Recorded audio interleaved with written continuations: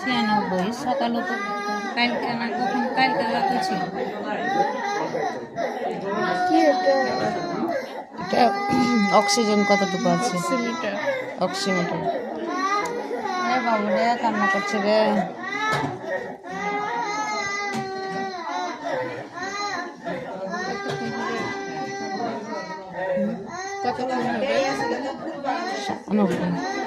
জানি না তো, 90 এর নিচে থাকলে মাপা লাগবে। আর এটা ভালো আছে এখন 98।